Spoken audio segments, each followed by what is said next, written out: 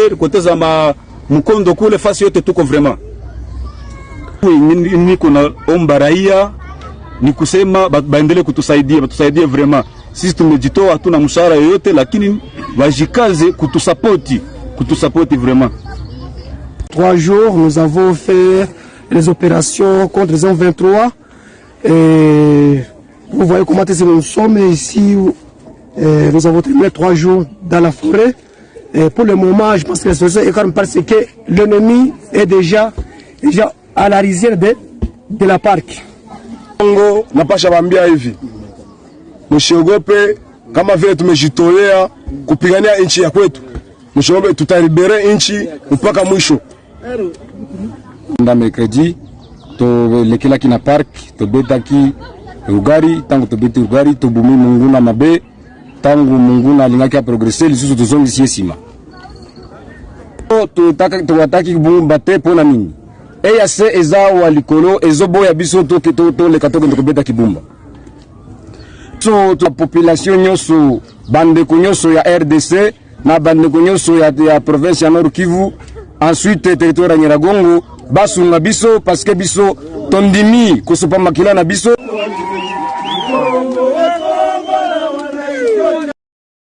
Debout Congolais, unis par le sang, unis dans l'effort pour l'indépendance.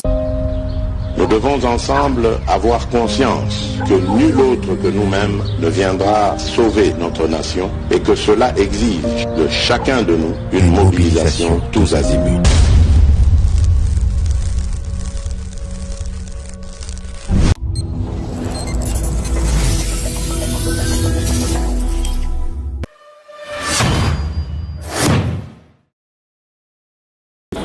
Boye Imalamu na GCAM Télévision, fidèles abonnés, chers internautes, et c'est Molangai, Koué Babino, Ebele, Nabolandi, GCAM Télévision, P émission Nabino Aba éclairé, debout Congolais, Bipa Union Sobozwami, à travers République démocratique du Congo, P à travers Mokili Mobimba, Samba, Olunga, Apesibino, Matondo, P.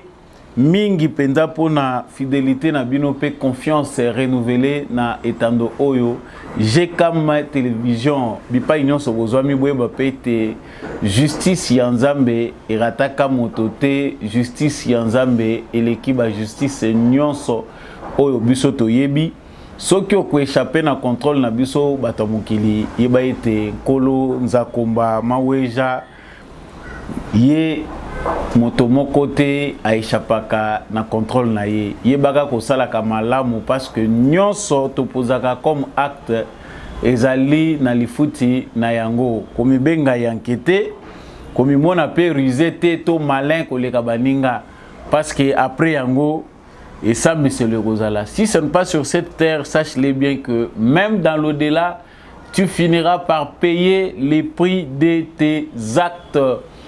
Actualité Nabiso ezali dominé na lisolo ya Tata Mokonzi Ekolo, commandant suprême des forces armées, c'est lui qu'on appelle affectueusement Fatih Beton, s'est entretenu avec les corps militaires. Il a partagé un repas avec les corps militaires, c'est-à-dire les officiers généraux et les supérieurs, ainsi que les sous-officiers des forces armées de la République démocratique du Congo. Message naye ezalaki ete ba se ranger derrière ye en tant que commandant yaba forces armées pour ete toyeba kolonga munguna oyo alingi ete Congo eba na ko kabwana ya cela azangaki pete kotalisa bango ete ezali pe à cause ya ba erreur oyo biso moko to commettre nde situation ekomi ndenge ezali. Nous allons analyser avec vous le discours du chef de l'État face aux officiers militaires supérieurs.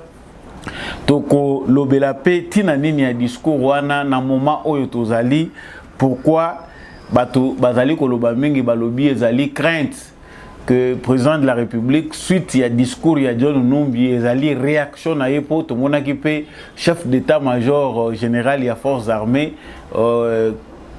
général Christian Chiwewe yepe alobaki président de la République a lobé le sous est-ce que John Numbiazo Bangisa ezamituna oyo batebele basilaki kotuna biso. Nous allons en parler tout à l'heure.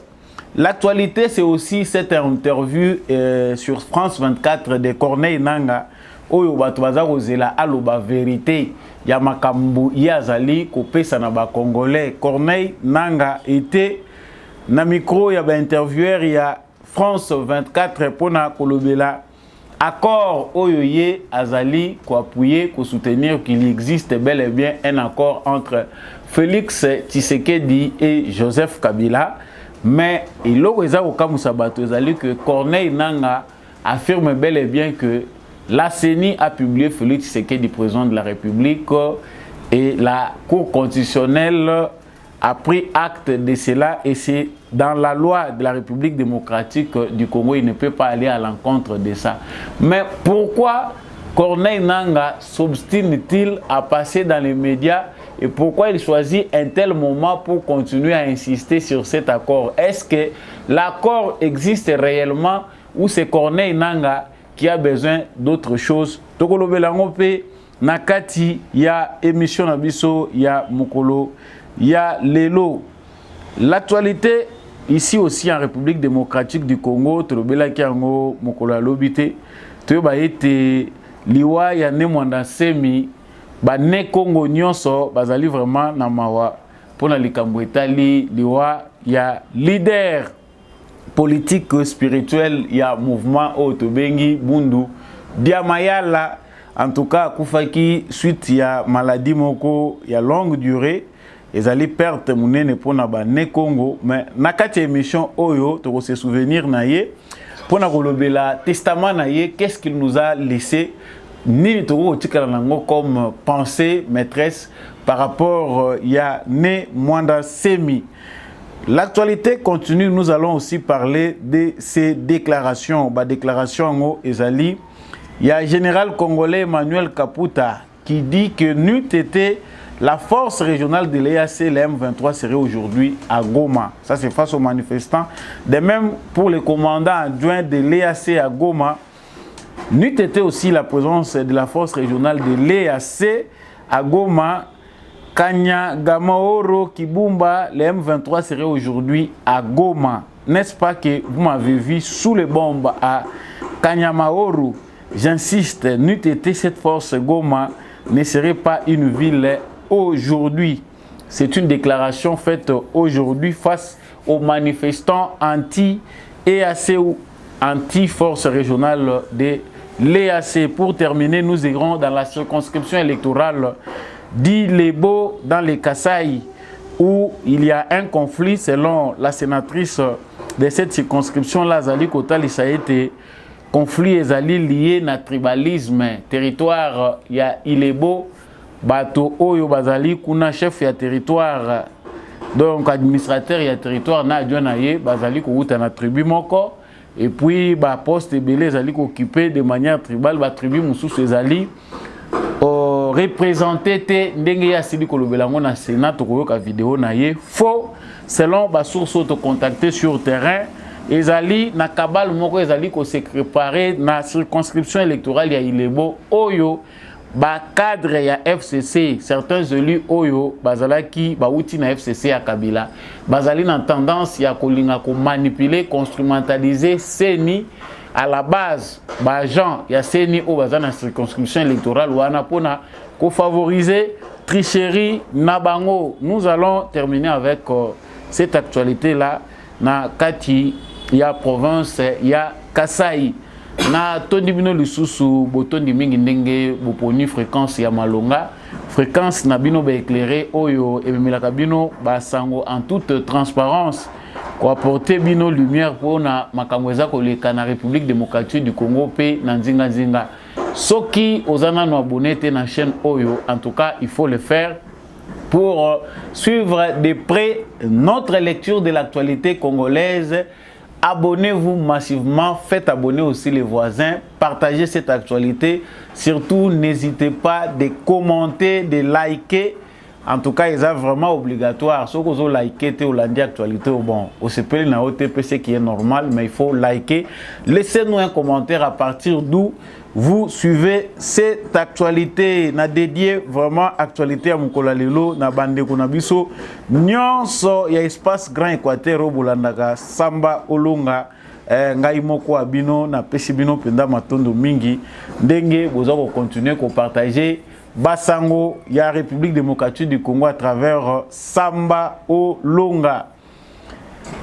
Voilà, des retours sur ces plateaux pour na ko partager oyo esangisaka ngai na bino tata mokonzi ekolo alobaki pour na ba congolais nyon sauté en général ye alobi pona ba mapinga ba représentant ba konzi ya mapinga na biso ba konzi ya FARDC to ebiete ezali branche sensible ya armée na biso parce que bango nde mutu bazali à la tête ya armée na biso ba chef ya ba bataillon bazali ba généraux ya ba forces armées officiers généraux officiers supérieurs ba sous-officiers bango bazalaki vraiment ko partager repas moko na tata mokonzi yekolo kasi yambo biso to poursuivre actualité na biso na tikibino na nobolanda maloba o tata ekolo a partager na bango en synthèse de simatozongi.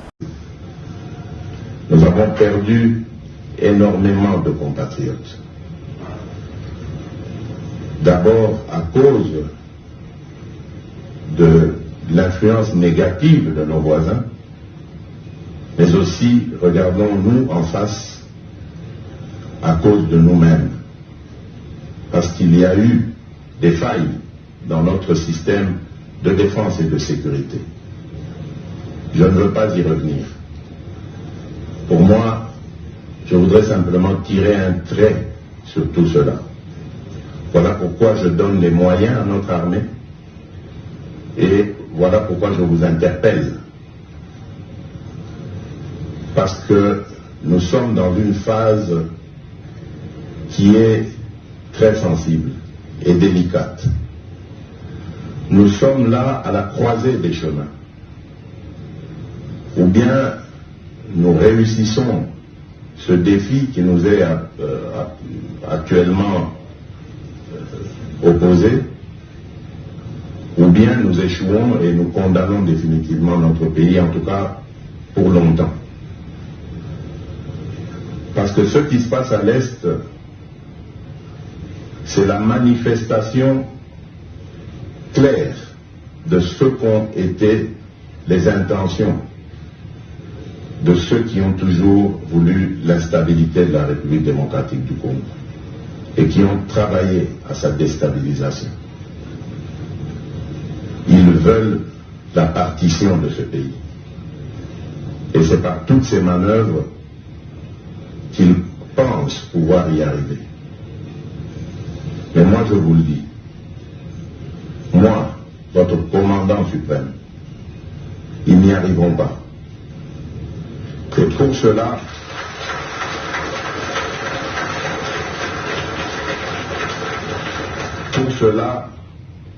j'ai besoin de vous, unis, rassemblés, forts, derrière moi. Et nous allons vaincre ce combat, nous allons relever ce défi.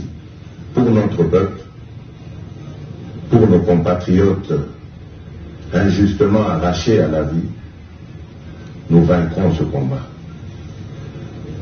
Écoutez-moi seulement, rangez-vous en ordre derrière moi, je vous promets de vous apporter la victoire. Que Dieu bénisse la République démocratique du Congo, que Dieu bénisse nos forces armées. Je vous remercie. Voilà.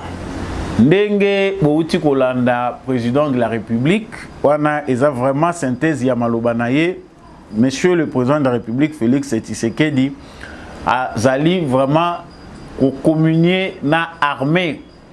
Yé atalisi malamu que to perdre mingi, nous avons perdu énormément de compatriotes. D'abord à cause de l'influence négative de nos voisins, mais aussi à cause de nous-mêmes. parce qu'il y a eu des failles dans notre système de défense et de sécurité. Nous sommes dans une phase sensible et délicate. Nous sommes là à la croisée du chemin. Ou bien nous réussissons ces défis, nous, qui nous est actuellement opposés, ou bien nous échouons et nous condamnons définitivement ces pays. Et en tout cas, c'est pour longtemps. Wana ezab à propos, il y a président Félix Tshisekedi, nous pouvons déjà prendre ces paragraphes-là. Batebele, Bazali, qui a interprété dans le lingue na bango discours, il y a Félix Tshisekedi. En tout cas, pourquoi en ce moment, Makamunini, il y a Sangiselaki, généraux, ezali peut-être Kobangate, Mouteza Kosalaye, John Numbi, Alobagi, Koto Corneille Nanga Zako menacé.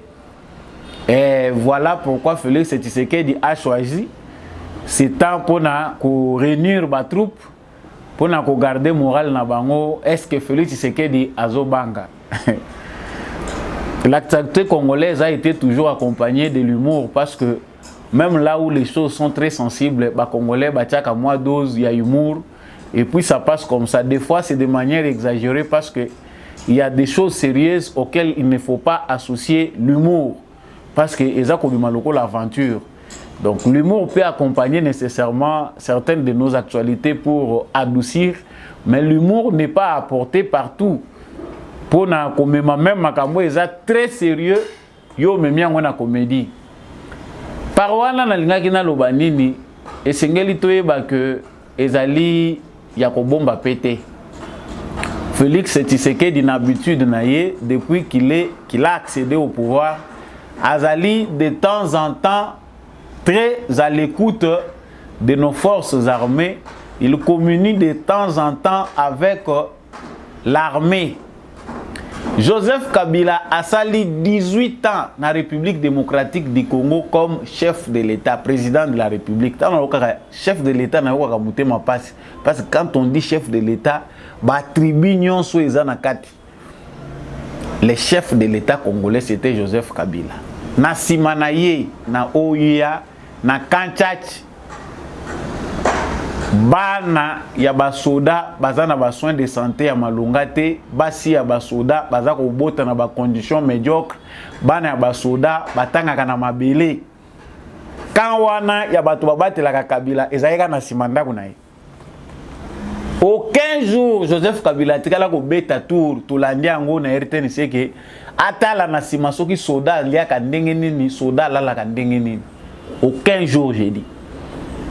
Félix Tshisekedi nakoya na 2019 avant akende abana kokita na cité ata la population nyonso de manière générale ndenga mesani kokende ko vivre yemoko dans l'âme du peuple congolais ba douleur oyo congolais azanango akende ko palper yemoko du doigt akominyaka na peuple nae. C'est l'homme du peuple. Il a commencé d'abord par les militaires akei na baka. Mais il faut aller fouiller les archives pour ceux qui pensent que Félix Tshisekedi veut faire les yeux doux parce qu'il a peur d'une attaque militaire, John Numbi, à lobby, et ça peut créer des scissions dans l'armée. Tout ça, Félix Tshisekedi a eu un discours avec les femmes des militaires. Ba militaires, bangomoko. Loin même des caméras. Félix Tshisekedi est allé écouter ba simple militaire bo vivaka ndenge nini yao ba vérité nyonso yemoko ayoki yango na litoi na yo. Après une année, cette même année là même ba lancer ba travaux ya ko réhabiliter ba école oyo bana ya ba soda n'importe quel militaire était mais il y a garde républicaine. Garde républicaine où ils sont attachés à la présidence de la République. Ce qui va te Kabila na mboko yo na éviter ce qui na place ya bongo va remplacer loko mususu. Garde oyo ya Kabila, garde républicaine. Hein? Oyo ils sont censés ko protéger président si kanyon so azali na ba bien na ye na ba haute na ye de marque. Topé famille na ye. Bana na bango batanga na mabele. Félix Tshisekedi est venu aujourd'hui bazali hôpital na bango ya garde républicaine eza na matériel oyo to éviter depuis Congo ezalaka soki bazaka na ba matériel ya ndenge wana na Afrique centrale yango bazanango ba militaire bakoki ko s'assurer que bana na bango tout baka pona kan wana parce que ba kan eza ebele on y va progressivement bana ya ba militaire nyonso ya garde républicaine soki ba beli ou bien bango moko ba militaire bazana assurance que esika ko vendre des alliés. Mais quand les gens disent que Félix Tshisekedi c'est maintenant à quelque sangisa ba militaire, c'est parce que les opérations séduction naza kotanga ba journaliste mususu français internet a baza loba les opérations séduction il veut séduire les officiers parce que il voit la menace. Oh na kokota nano na détail ya ba propos ya président parce que wana eza mutu ya quand Tshisekedi parle des gens non préparés qui ne comprennent pas sa vision, c'est après une année ou des années qu'ils vont finir par comprendre. Batoyo, baza déjà na vision que quand il dit quelque chose, il est hasard. Dans l'ensemble, certains le prennent pour quelqu'un qui promet beaucoup et qui ne réalise pas. Peut-être les autres peuvent le traiter de menteur parce que à Salaka, à Lubaka Prometaka, peut-être après une année, 2 ans, 3 ans, les gens ne voient pas. Mais c'est un visionnaire. Visionnaire, ce qu'a fait promesse, la promesse, c'est la même dimension. Donc, ce n'est pas maintenant que Tshisekedi va apprendre à collaborer avec l'armée ou va apprendre à gâter l'armée. Depuis son accession au pouvoir, Félix Tshisekedi savait déjà que la sécurité est la première des priorités. La raison pour laquelle Lelo, Soki Kabila, Soki Pe, John Numbi Bakani, c'est que l'armée est facile que Soki Bazongi Bakozonga facilement parce que Tozana Bandegona Biso Bazana Kati. Non, ce n'est plus le cas. Parmi les gens nantis par Joseph Kabila, qu'il avait enrichi, se trouvent aussi des marginaux. Oyo, pendant le système ya Kabila, Oyo, va vivre dans souffrance. Tous les généraux n'étaient pas bénéficiaires du pillage des ressources naturelles et financières de la République démocratique du Congo. Il y a eu des généraux qui ont été à la marge, marginalisés parce que tant qu'on a mutema ya malamu na kati ya bato mutema mabe, on vivre à la marge. Il y a des généraux qui n'ont pas construit des immeubles. Il y a des généraux qui ne se sont pas achetés de belles maisons, qui se sont contentés d'un salaire médiocre comme tous les autres. Nous ne pouvons pas tous les prendre, qui partagent les crimes de Joseph Kabila. Donc ça c'est une synthèse pour démontrer que Félix Tshisekedi n'apprend pas aujourd'hui à respecter l'armée ou à mettre l'armée dans les conditions qu'il faut. Les officiers militaires basés dans les conditions. C'était parmi les premières de ses actions. Ce qui peut apprendre à maîtriser l'armée, parce que tout était laissé par Kabila, planifié de manière à ce que Félix Tshisekedi, ceux qui a osé à gérer. Mais il faut leur poser la question, comment cette armée-là, laissée par eux, pour que Tshisekedi n'arrive pas, ne fût-ce qu'un seul jour, à bouleverser l'ordre qu'ils avaient laissé et comme il est l'armée à dictateur. Il faut trouver d'autres explications. Bato bazako s'attarder na kati ya ba analyse moko ya perte ya temps bazo yebelo bazo salate. Maintenant nous entrons dans le vif du sujet. Félix Tshisekedi c'est un homme de vérité. Kabila qui se disait militaire parce que biso to éviter formation na bango esalamaka na bazamba na bamaki to yebi pété. Cette formation, M. Toyebi Ezaki Kabila, tant que Moussa a commis le pouvoir, il a été envoyé en Chine. Bon, on n'a pas jusque-là les preuves palpables, visibles, sur base de l'expérience de la gestion de Moutoyo.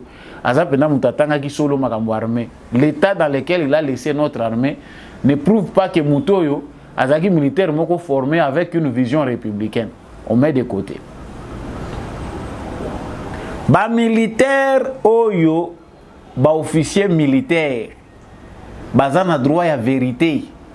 Joseph Kabila pendant 18 ans, agiraki mboka oyo comme un rebelle aya kuti place ya kwanga ezali place ya pillage aza kopie na ye atikala kolakisa ba militaire musapite. Ça c'est pour la 4e fois au Félix Tshisekedi aza koloba vérité na ba militaire. Bato bazo kanisa ke Tshisekedi asangisaki parce qu'il a peur de John Numbi, mais vous n'avez pas suivi ce que Tshisekedi dit. Tozali ko subir o tozo subir lelo ezape à cause ya biso moko défaillance ezalaki na système sécuritaire na biso. Mais muto aza koloba ndenge wana na ba militaire ke eza ba erreur na biso défaillance ezalaki. C'est à cause des Congolais qui sont dans l'armée et qui étaient dans la politique que nous avons facilité l'infiltration, que nous avons affaibli notre armée. Neto sali ke bana na biso, bande ko na biso ba kende ko kufa na bazamba bêtement à cause de la trahison. Il a mesuré son ton, mais il a dit la vérité. Parmi les officiers au président Zali ko s'adresser na bango, nous savons qu'il y a encore des traîtres. Mais le rôle d'un commandant suprême, c'est d'assurer ses troupes, son armée, kocha bango na ordre de bataille, kopesa bango moral, ezala au zénith, itinéraire, ndenge nini tokotambolela. Tshisekedi ne le fait pas aujourd'hui parce que John Numbi a parlé. Qui est John Numbi? C'est un déserteur de l'armée. Tantôt il est politicien, tantôt il est militaire. Son discours n'est pas le discours d'un militaire formé qui comprend le fonctionnement d'une armée. John Numbi était un militaire à part entière. Le Mutumoko Azalaki, officier, les militaires les plus gradés de la République démocratique du Congo, sans formation à Malonga, pour les comptes de Kabila. Pour lui, il était loyal, pas à la République démocratique du Congo, mais loyal à Joseph Kabila. Il fait sa vie. La menace qui pèse sur le Congo n'est pas celle de John Numbi. La menace qui pèse sur le Congo, c'est celle de nos richesses qui sont convoitées par toute la communauté internationale. L'armée que nous devons réformer n'est pas seulement notre armée qui a les prérogatives de la protection de l'intégrité territoriale, mais c'est le moral de tout Congolais. Tant que réforme éducation nationale ezali pe arme moko avantageuse pour nabitumbo tozobunda. Pour Congolais nyonso à réfléchir lokola soda ke ngai pe nazana devoir ya ko défendre patrie nanga. Mais comme il y a des Congolais qui sont sous-traités ailleurs, qui ont vendu leur conscience à cause du pain, on est obligé d'expliquer les choses clairement annoncées par Félix Tshisekedi. Armée ango bango baza ko mona ngo pete ezalaki dirigé par un militaire. À un moment à cause biso atoke ko soma mandoki toza ko luka ba epave minduki o batekelaki biso awa oyo ebimela ba millions de dollars toza ko mona ngo. Aujourd'hui civil o bango ba mona ki aza pete. Soka meki dans 6 mois to ko renverser ye to changer ordre ya makambo. Lelo c'est un dictateur. Lelo bato bakimi bango moko na exil sans qu'il abenga na bango bazo kendaka kufunda ka ye na ba organisation kilike aza ko imposer biso makambo, il ne veut pas écouter les autres, ce n'est pas un démocrate, mais ça doit servir de leçon. Félix Tshisekedi, c'est quelqu'un qui fait des choses par rapport à la vision. Il a été formé dans une vision. C'est un démocrate, mais Eloba Pepe Mboso, président de l'Assemblée nationale, que Tshisekedi Bino Bozo Monawana Yakamabe, c'est plus. Bino Bozo Yebaye qui est très gentil, mais Boyebi pendant nature na Yemalamuté. Même les militaires qui sont aujourd'hui, Bayebi, la façon de faire de Félix Tshisekedi, il n'est pas trop direct, mais quand il agit, il est imprévisible. Yoko Sutukakaka, Oza déjà na coin. Et c'est à nos militaires, ne photobel et la tuebi sabango bien. Le fait qu'il y a un dîner na président de la République, ils ont blanchir binoté na ba acte ya sabotage contre la République. Le président l'a dit vrai. Ils ont défaillance ya système sécuritaire na biso nde mutu sali ke banguna lelo ba envahir biso. Sans défaillance wana metokomi na niveau tozate. Ba musu baza wana ba yebi na bango ke discours wana zo concerné bango te. Quand le président parle, bayogi na bango tant bakende kuna bakomi osala makamu na bango. Uniforme et armée tenue oyo bango balati baza ko arborer fièrement général. Ba musu ba grade toyebi po eza moment koloba makamu ebele te mais toyebi ke ba musu sous les grades ont été achetés sur base des relations ba bambio ka bakata na grade oza ko yeba ta mutu na makolo na ngote. Esprit ya sacrifice ezate oyo militaire nyonso aza na vocation azalaka nango pona ko défendre mboka na ye. Or un militaire ce n'est pas n'importe qui. Le cœur d'un militaire c'est un cœur hors du commun. Pour ndima musala soda ou la ta tenue wana il faut za la mutu moko za préparer pour un sacrifice. On dit pendant qu'il na lati tenue mais est-ce que nos généraux à nous dans l'ensemble ils ont servi le pays? Le président zozongi sa bango na mission na bango. Avant aloba oyo, bango batu bazo kanisa ke Tshisekedi aza ko luka ko gagner morale ya ba troupe parce que baza ko banga ju. Eza polémique oyo parce que mboko toza déjà ba philosophe na biso ba koma wera na JB. Ou bien retourner encore en arrière. Nos philosophes c'est plus les musiciens. Nous sommes beaucoup plus dans la polémique que dans la réflexion véritable. Azako luka kogate bango Tshisekedi après pendant plusieurs années c'est le seul azoko tcha musapi un civil a tcheba musapi na ba militaire soko moni que armée zoko kayote politique ndé musala na yo longola tenue la ta veste c'est Tshisekedi n'a même pas encore totalisé 5 ans na pouvoir mais alakisa ki bango musapi pona koyebisa bango na yebi makambo zo sala. Ce que Monique politique nous ont intéressé. L'on l'a tenu et nous attendons vraiment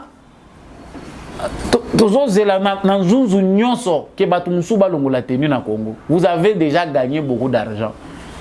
Ça ne sert à rien. Et pour ceux qui ont avec honneur au lobby, je prends congé de l'armée au yé. Basali cérémonie, balongoli au tenu au lobby na ke mananga. Tu vas nous garantir na makambo ebele. Donc, le président de la République qui s'est exprimé face aux Congolais militaires, officiers Nabiso à lobby, c'est important. Et ici encore, pour la Malobanaye, ils veulent la partition de ces pays. Mais moi, votre commandant suprême, je vous l'ai dit, ils n'y arriveront pas. Et pour cela, j'ai besoin de vous, unis et forts derrière moi. Nous allons vaincre ces combats et relever les défis pour notre peuple, pour nos compatriotes injustement arrachés à la vie. Écoutez-moi seulement, rangez-vous en ordre derrière moi. Je vous promets de vous apporter la victoire. C'est simple. C'est simple. Président de la République a côté militaire na politique en tant que commandant suprême face à la situation où vous allez vivre, l'armée mutakorasire bango isa chef de l'État. Mais chez nous, tout est politisé. Les gens pensent que c'est un discours politique où il veut rassurer les militaires. On ne sait pas si après là, il faut aller corrompre les militaires, couper sa bango bambongo. Non. Détrompons-nous, le système a beaucoup changé. Et pour terminer ce paragraphe, notre armée d'aujourd'hui s'est rajeunie. C'est rajeuni à moitié déjà tous les militaires au bazoya na morale ya sika. C'est déjà un bénéfice. Ce qui tous les sous soit l'année prochaine, tu veux dire que la majorité de nos militaires seront de jeunes, une nouvelle génération avec une nouvelle mentalité, une pensée républicaine. On aura déjà à 90% atteint les défis de l'armée républicaine. Vous êtes au baga awa sans embâche que pas au biso to moni eza kozala na armée na biso na ba brassage bato ba uti na ba idéologie kili ba uti na masanga ya ba groupes armés ba longoli bango brassage mixage ba se retrouver na ba tenue générale bombardée ou uti zamba mbala moko général. Cela nous a causé d'énormes soucis. Et notre chaîne de commandement aussi est pour quelque chose. Yango biso contribution na biso eza koloba Toti Kamibeko o eza trop pacifique. Au grand mot, des grands remèdes. Ce que nous devons faire en tant qu'État, ce que notre Parlement doit faire, c'est d'endurcir sur les mesures. Il y a pas peine Oyo, ezali kokende à l'encontre ya bato baza ko trahir mboka. Ils disent fièrement, forces armées de la République démocratique du Congo, ne jamais trahir les Congos. C'est ça la devise. Quand on dit ne jamais trahir les Congos, mais on a trahir. Quelqu'un qui trahit, on les tue, on ne les garde pas en prison. Parce qu'à Bomisi Batebele, c'est lui qui trahit sa patrie. Normalement, Mawaso Toro Yo Kamona ba conteste mususu. Mais na conteste ya Congo lelo moyibi na mutu aza ko trahir mboka, baza bateau il faut baza la pendu ou bien tué par balle. Et au côté bobangi na Batebele baza ko trahir nation oyo. La peine que nous avons, c'est d'avoir nos prisons remplies de militaires, généraux, colonels, bazako kangamaka ki bazo trahir nation. Tout ça beaucoup la bango pona nini. Après avoir trahi, tout misaka sumbongo, tout bakisela ka bango. Mais c'est aussi une raison pour na kolakisa na armée na biso mobimba ke ba défi toza na ngwezo senga armée ekota na kati. Deuxième point, toza kolobela awa eza makambo tosi tolobela. L'ancien président de la CENI, animateur principal o toza kobenga Corneille Nangaa, o asia lata kazaka ya politicien abandi carrière politique na ye na ba débat ya vérité te mais il y a une annonce, il y a vérité. Donc, Nangaa Corneille, qui aujourd'hui n'a plus le statut d'un ancien président de la Commission électorale nationale et indépendante, sort aujourd'hui à l'entrée politique na débat sur les élections de 2018. Mais awa tosi tolobi mingi makamba Corneille Nangaa. Il a commencé ici au Congo à dire qu'il est témoin d'un accord. Accord Oyo signé entre Joseph Kabila et Félix Tshisekedi. Les Congolais ont tant entendu, au moins les Congolais qui savent attendre quelque chose de Corneille Nangaa. Parce que les Congolais sérieux qui connaissent bien la personne de Corneille Nangaa, les conséquences de ses actes en connivence avec Joseph Kabila, ne peuvent pas prêter oreille à ce qu'il dit. Mais tout ça, peut-être distrait, Yakolanda, aventure Oyo ezali attaché na frustration à M. Joseph Kabila. Avant d'aborder vraiment ces points, Corneille Nangaa qui nous avait promis, et aujourd'hui sur un plateau naître de France 24, qu'est-ce qu'il nous dit par rapport à l'accord signé entre Joseph Kabila et Félix Tshisekedi? Mais ce qui est sûr, une mine m'a été expropriée par M. Tshisekedi et la mine est aujourd'hui exploitée par sa famille biologique. Là n'est pas le problème. Ce qui nous concerne, c'est le Congo aujourd'hui. Où va le Congo? Le Congo est dans une situation qui est telle que nous risquons de le perdre parce que nous avons à la tête de l'État un pyromane, je dirais un président qui ne sait pas ce qu'il doit faire. Depuis son avènement au pouvoir, il n'a fait que violer la Constitution. Il a hérité d'un pays entier et aujourd'hui le pays est divisé.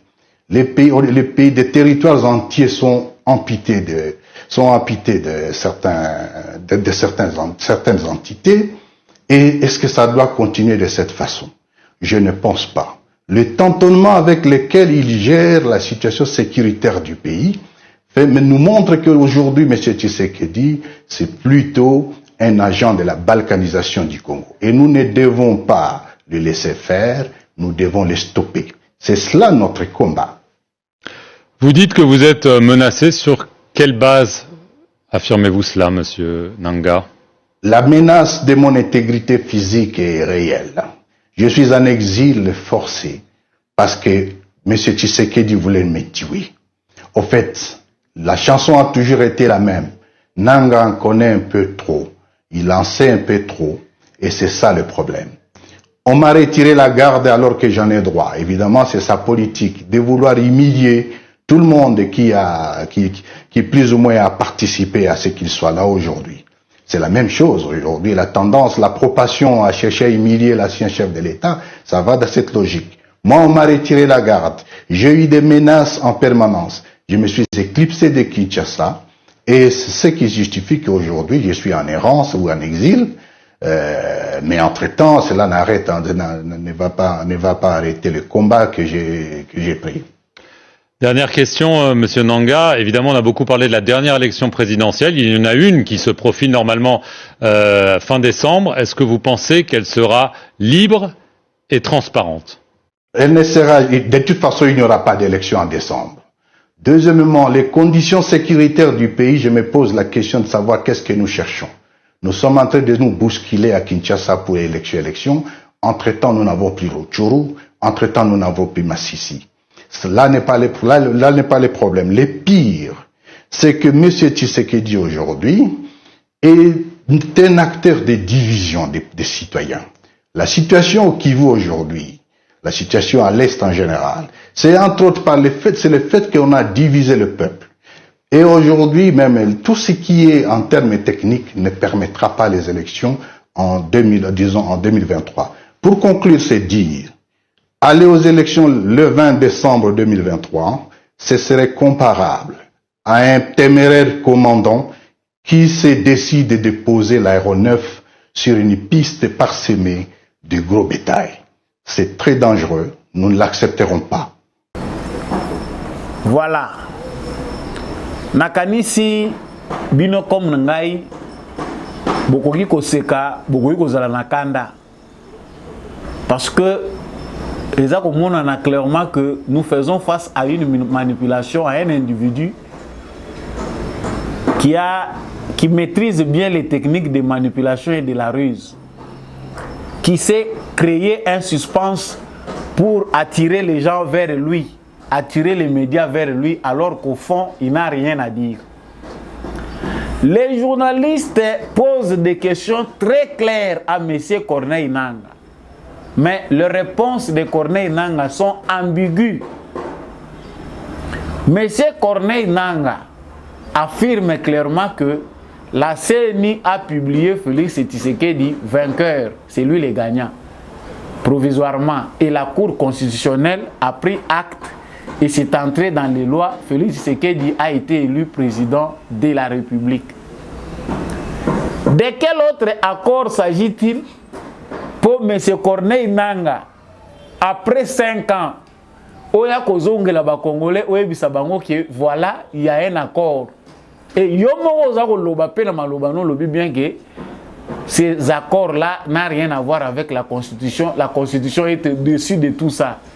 La Constitution reconnaît ce Félix Tshisekedi qui est le président de la République. Bon, tu vois, tu as ça le débat autour, il y a nini.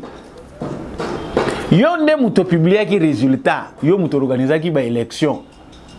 Yo muto publier résultat Tshisekedi a gagné qui. Ba tout pe yo na journaliste Fayulu aza ko continuer ko se reconnaître les lots ko se considérer pardon comme étant le président élu. Ana bien que président élu. Alors non, togo zonga sous débat na côté wana te. L'important c'est que ngai seni to publier qui Tshisekedi a gagné que résultat na ko zonga na débat kuna te. Farce. Nous, Congolais, attendons de Corneille Nangaa un accord qui montre comment Tshisekedi avait signé un accord où ils avaient que Kabila a payé pouvoir. Moi, Tshisekedi a signé, Tshisekedi n'a eu pouvoir oyo, na Joseph Kabila. Toyokani na que institution telle na kosimba te po yende mutapesa kinga pouvoir. Tuza komona yangote. Est-ce que l'accord existe? Oui, l'accord existe. Mais après 5 ans, bon menacé 5 ans, accord en weza komona na te ndenge nini te. Tomoni na mikoleza koya accord egobima. Peuple congolais circulé, il n'y a rien. Il y a une manœuvre de diversion bien préparée pour embrouiller les Congolais. Corneille Nangaa, comme tous ceux qui ont travaillé avec Kabila, n'ont pas besoin des élections. Pour eux, l'agenda c'est que s'il n'y a pas élection, il y a un moyen pour eux de négocier leur existence en politique. C'est-à-dire, Tozong il a coupé sa ministre, Kabila va proposer encore ses ministres, ils sont dans ces fantasmes-là. Fantasme parce que ce n'est pas possible aujourd'hui avec Félix Tshisekedi comme président. On connaît bien qui est Félix Tshisekedi. Les fantasmes et les calculs politiques de ceux qui sont avec Kabila, c'est d'avoir un rêve de retourner encore dans les institutions sur base d'une négociation. Et là, monsieur Nanga aventurier aux yeux de tous les Congolais. Et même les journalistes ne croient plus, ne comprennent même pas. Monsieur Nanga, question est claire, nous allons comprendre. Est-ce qu'accord est allé? Yosko Nanga na makambo nyonso oza koluka nini? Yonde muto organiser ki ba élection. Soko zongeli biso lobby accord. Accord oyo loko les ali kolo constitution te, yo pozo reconnaître yango. Olingi basala nini? À quoi sert cet accord-là, même s'il existait, après 5 ans, il y a gouvernance, il y a Félix Tshisekedi. Même si l'accord est là, on vous concède, au publier biso accord wana, et qu'on servir Congolais na nini, conséquence nango logique et kozala nini. Non, on voit la manière dont Félix là, ezalaka PTT, au foot timbongo le na France 24 pour mukili mumigolanda yo.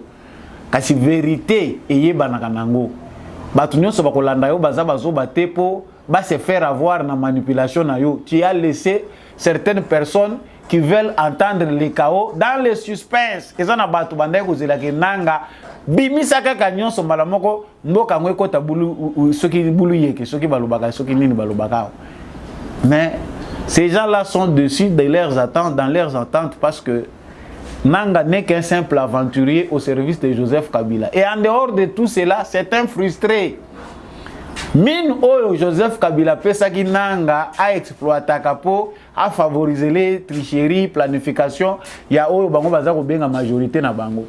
Non, la constitution, on s'était entendu que comme les choses sont bien préparées de manière à ce que on puisse partager les pouvoirs parce que la majorité est allée de notre côté, contradiction sur contradiction. Nous devons comprendre ce qu'a fait Joseph Kabila.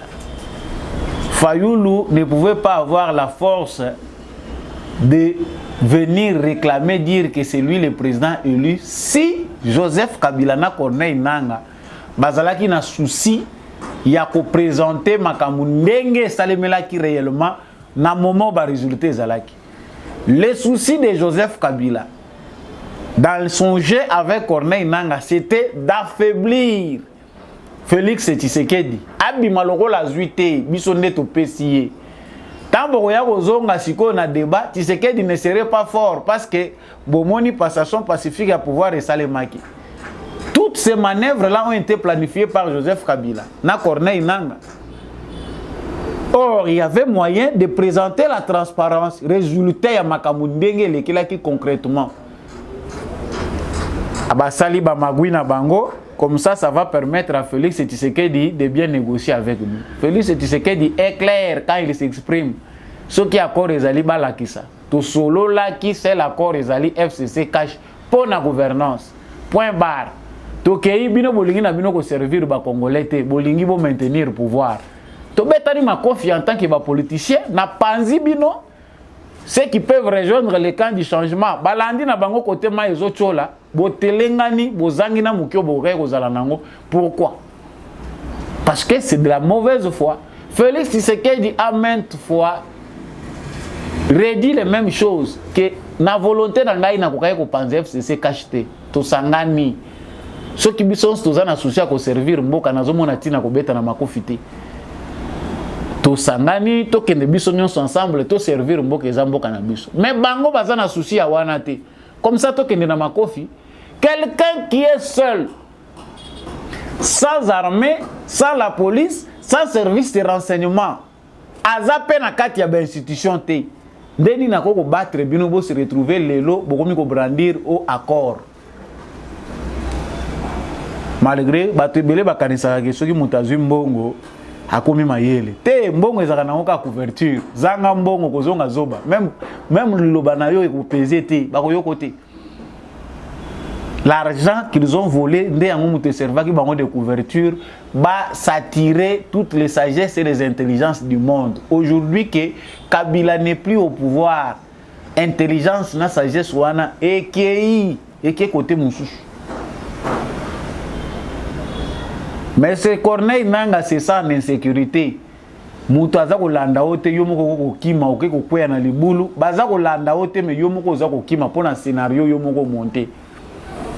Babotolinga mine na ngai bapesi famille Tshisekedi tantôt mine je me sens en insécurité okomi kosala baza kozwa yo ko interview yo na otieni ni aver na sima lokwa mutu azobanga soki liwa o bakoya kwa si Tshisekedi réellement dans ce pays avait besoin aboma bato.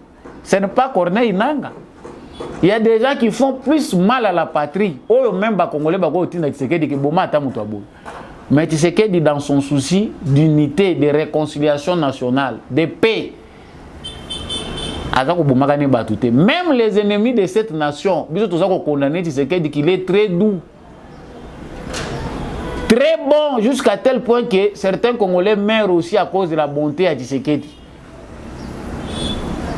Maintenant, c'est dit en insécurité, balandi yote non, baletire yo garde parce que garde ozalaki nango, police ezali ko sécuriser yo, eza na statut na yo en tant que ancien président ya Seni, ex-président ya Seni. Mais lelo yo comme politicien, au créé parti politique. Baba na kopesa o lisusu ebele ya sécurité, non comme politicien vont s'assumer. Comment ba moyen belé ndengwana ba ko banda ko tshela yo. Travailler comme président de la République, on la sécurité. Donc, pour finir avec ce dossier de Corneille Nanga, on comprend qu'ils se sont tirés eux-mêmes balles dans le colo. Joseph Kabila garantit la sécurité à Sengaki Tshisekedi pendant 5 ans. On n'a pas arrêté les gens qui ont détruit ce pays. On n'a pas touché même un seul cheveu à Joseph Kabila. Basimi bangote. Les garanties au Kabila Senga qui va payer, c'est les garanties de sécurité. Non, Bossim Bangaïté, tu sais qu'elle dit, mais en politique c'est léger. Tu as vu que Moutou a une armée, a une alliance. Qu'est-ce qu'il faut faire? Moi j'ai gagné les élections, mais je pense que ce ne sont pas les résultats qui vont convaincre Joseph Kabila. La seule façon de convaincre Joseph Kabila, c'est de faire le jeu politique. Bon, monsieur Joseph Kabila, Nana Bossimba Yote, Ate, tous ensemble, Nyamanasaki. Les lobos bimi bazomba, quand on a dit que le pouvoir ici pour baboto la yango, nous Congolais qui sommes fiers d'être Congolais, Tshisekedi nous a sauvés. Kabila qui jurait que pour tika mboko il faut ba beta e balle na mutu. Abimi par la grande porte. C'est une sagesse hors du commun. Biso ba Congolais toza fiers nango. Parce que outre les élections, Kabila voyait les scénarios que ngapona longamboko nga Kabila. Lomaba ya kopikola nga na makasi.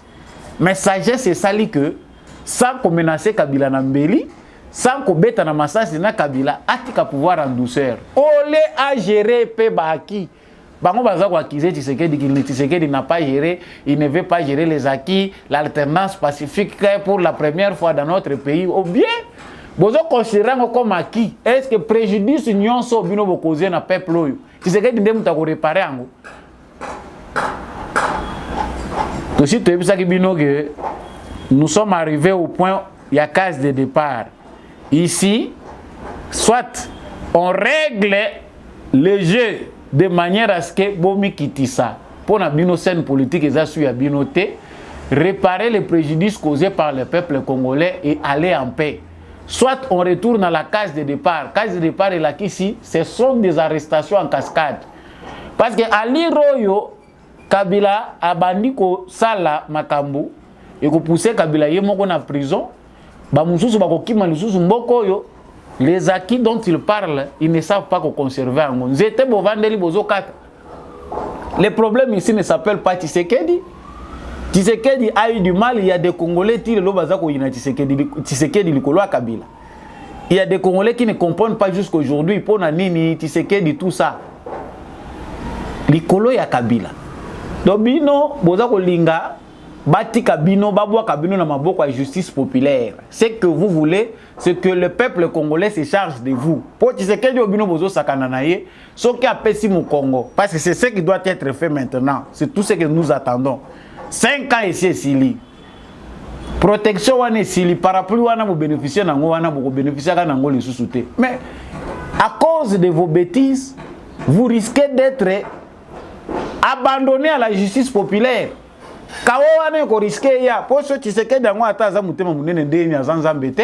Il a quand même des limites. Et puis, nous avons trouvé qu'il exagère parce qu'à un certain point, nous avons besoin d'une justice transitionnelle. Justice wana, il faut et permettre biso. Commission, justice, paix, réconciliation. Bah bien, oh yobino bozui. Il y a peuple congolais. Bah massacre, bosala ki banim. Il faut bah victime. Bah à la rembourser. L'État congolais il faut gérer. Normalement, les réseaux d'État font que ils ont un dingue balande la makamboana. Mais tu dois comprendre que philosophie a battu oh ils ont derrière gouvernance il y a Joseph Kabila, il y a lobby, ils ont kolinga makambo et si la nakimiate. Tshisekedi a bien fait de laisser ces 5 années comme des années de suspense pour les Congolais reprendre le contrôle de Mboka na bango pour ceux qui ne peuvent pas comprendre. Aujourd'hui, à travers Tshisekedi, Bamusu Bazako Fongola Minoko sans savoir que ça privilège. Aux autres, les taxi, aux autres, les Tshisekedi, aux la télévision, aux autres, n'importe quoi, sans savoir que c'est un acquis. Tshisekedi a joué de sa sagesse pour les locaux congolais. Les restes que la facile de récupérer, sauf qui aussi de reprendre le contrôle de Mboka na biso. C'est ça l'essentiel. Les restes des théâtre. Donc, au Kangi point où il y a M. Corneille Nanga. Nous retenons que M. Corneille Nanga est frustré, comme Joseph Kabila. M. Corneille Nanga n'a rien à apporter au peuple congolais. Il n'y aura pas un accord qu'ils vont publier. Ce qui est Zalaki Mbelebasi Babimisa Yango. Dans les prochains jours, nous allons mettre. Vous citez bêtement des présidents africains au Bazan n'a rien à voir avec l'ambition Nabino. Est-ce que le président africain était réuni pour na kocha Tshisekedi na Kabila basangana pour Kabila pesa Tshisekedi pouvoir? Non. C'est vrai que Kabila se cache derrière la communauté internationale parce que tout le monde avait besoin que l'on puisse atterrir en paix. La région a intervenu, Bato Sadek Bazalaki na Makambwango pour chercher la paix. Cette paix-là a voulu que protéger M. Kabila. Nous connaissons tous la vérité. On a protégé M. Kabila. Pendant 5 ans, Basimbi ni bien où il a appuyé le peuple congolais. Nous pensons que la page doit être tournée et que Baoyo bazo comprendre qu'ils étaient en sécurité. Place na bango ezana boloko.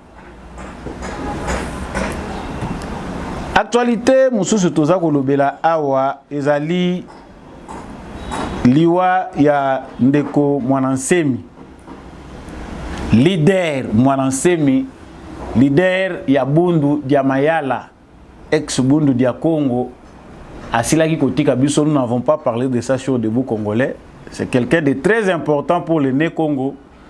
En tout cas, carrière politique naïe, si on peut dire en ces termes, Ezalaki vraiment jonché. Naba parole moko ya philosophe, na mutu moko azalaki pe kozongi sabatu nanzela. Des fois aussi, carrière naïe pe Ezalaki pe lisusu komemama na ba confusion. Mais on retient les bons. Que pouvons-nous retenir de moi Nantemi dans le moment où les Congolais ont traversé le virage, ils ont semblé difficile. Je vous laisse suivre cette courte vidéo. Sima Ndetozongi. Otangi la bino batu ebele na mboka oyo bazana bango ba Congolais te. Yangwana na lobina bino boye. Avant bokende na ba élection, bozo risque botia mupaya mususu na au pouvoir. Na lingi ba politicien nyonso mutu na mutu aloba origine na ye. Comme ça ba Congolais ba koyeba e ba koyeba nani to sengeli ko pona. Bozo risque bo pona Burundi moko, bozo risque bo pona Zambie moko, bozo risque bo pona Rwanda moko, bozo risque bo pona mopaya.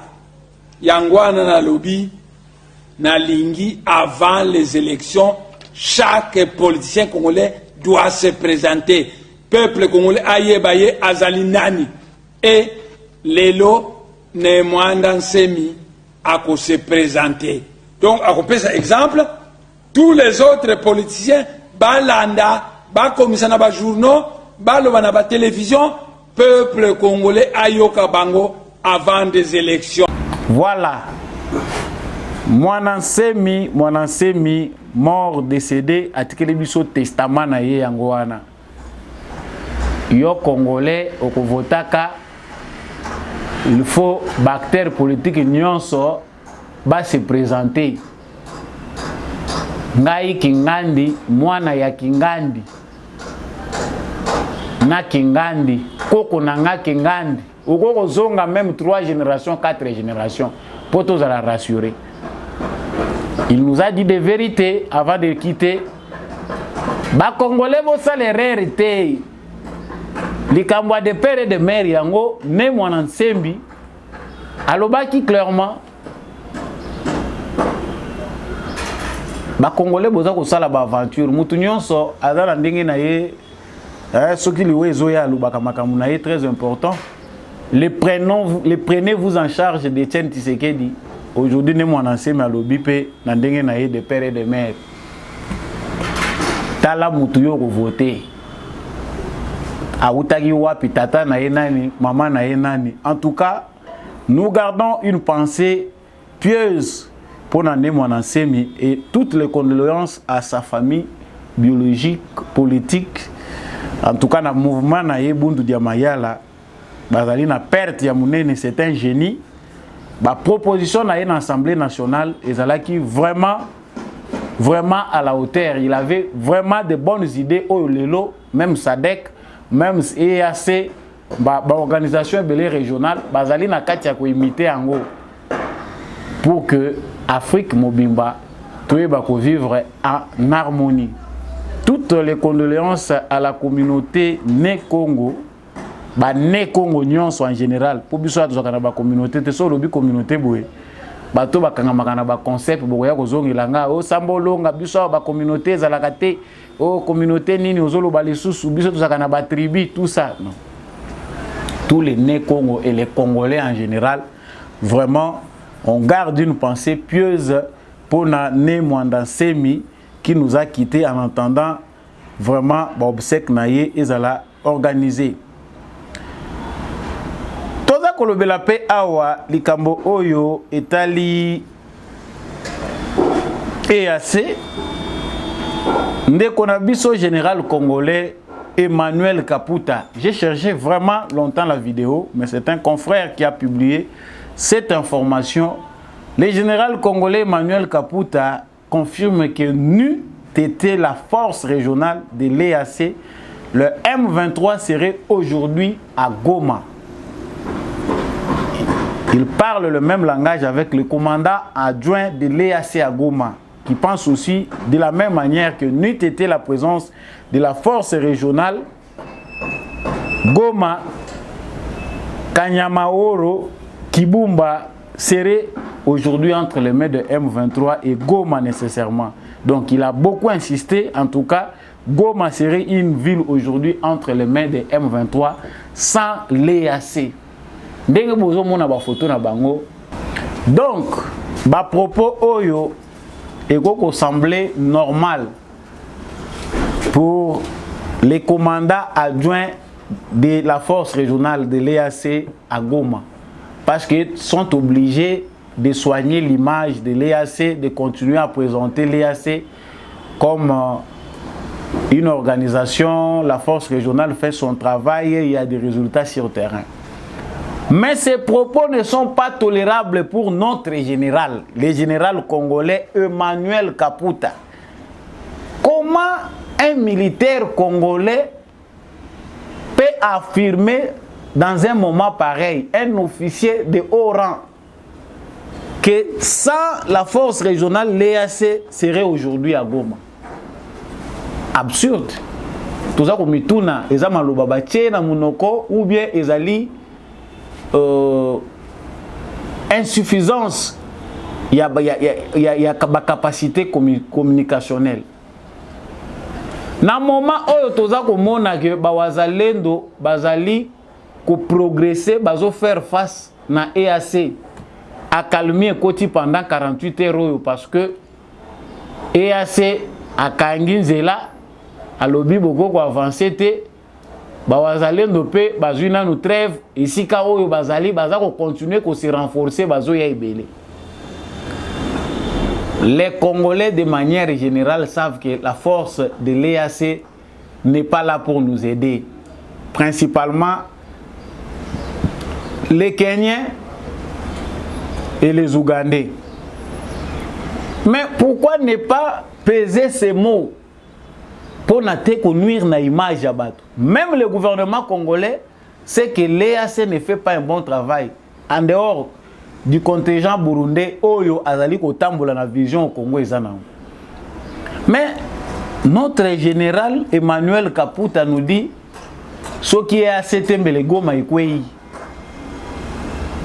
On se demande réellement si ces propos ici sont des propos responsables, les propos d'un militaire conscient de son rôle. C'est-à-dire M23 lingaka kota na ya yeti na Goma, ce qui est à CND mutu sali yango campagne wana ya EAC komi ko bimana munoko général. Nous n'avons pas compris le sens de ces propos et ce général doit se justifier. Et ça logique té. Na moment pareil yondo zo kende lisusu ko pesa EAC force. Ezalaki recommandation ya gouverneur militaire, ezalaki recommandation hiérarchique et kende loba diplomatiquement ou ezalaki ndenge nini. Plusieurs de nos compatriotes n'ont pas compris réellement ni Nipenda Oyo et Zakoleka par rapport à général Nabiso. Qu'est-ce qu'il voulait dire nécessairement? Tozako Soukissa, ma circonscription électorale ya Ilebo, Katana.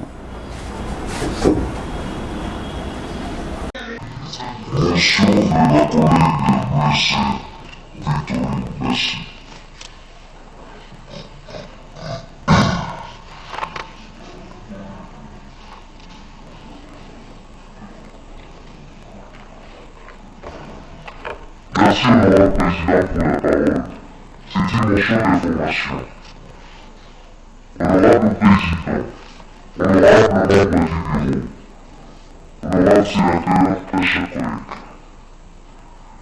je voudrais vous parler de la situation préoccupante qui se déroule actuellement dans les territoires d'Ilebo où je suis originaire.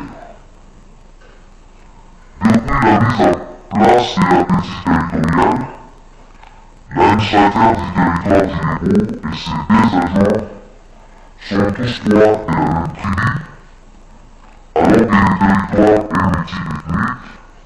Ceci ne s'est jamais passé auparavant. Car toutes les ethnies ont toujours cohabité sans problème.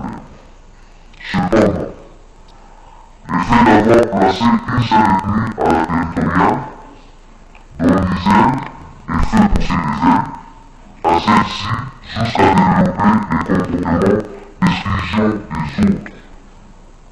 Il y a 3 mois, un chef de bureau d'antenne de la DGFAS Ilebo a vu ses bureaux fermés et une population instrumentalisée réclamant son départ, pensait qu'il était TDA et non aidé et par conséquent, il ne devait pas travailler.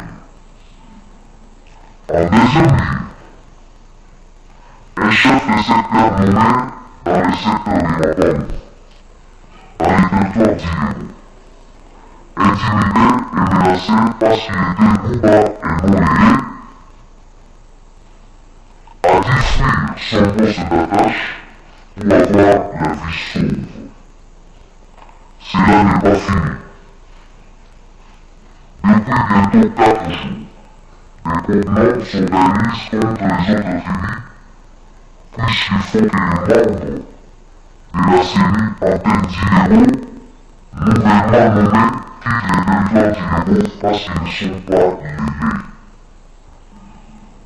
Et pourtant, ceux qui ont été nommés à la CENI en tant qu'illégaux, non seulement qu'ils avaient été illégaux, sont tous originaires d'illégaux et originaires de la province de Kasaï. Jusqu'à quand allons-nous tolérer que ces antivaleurs comme le tribalisme prennent le dessus sur les valeurs républicaines? Honorable Président, où va la République?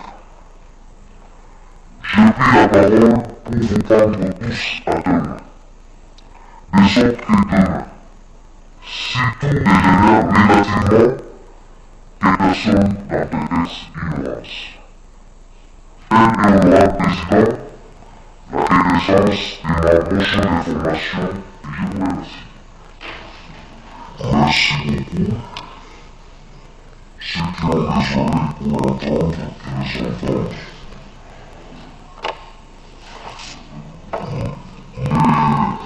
Nous sommes sur une pente dangereuse. En ce moment-là, ça évoquait des questions de tribalisme dans l'administration. Je pense que ceux qui sont concernés par ces questions, ils ont bien suivi votre intervention et qu'ils seront au tribunal prochainement lorsque il faudra désigner des élections. Je crois que c'est important. Voilà, nous allons là dans la circonscription électorale d'Ilebo, dans les Kasaï. Nous commençons d'abord avec cette vidéo, cette motion au Sénat de la sénatrice Louise Victorine de la circonscription électorale d'Ilebo, où elle a dénoncé que le tribalisme est allé dans la circonscription électorale. Tout l'a dit vidéo, on a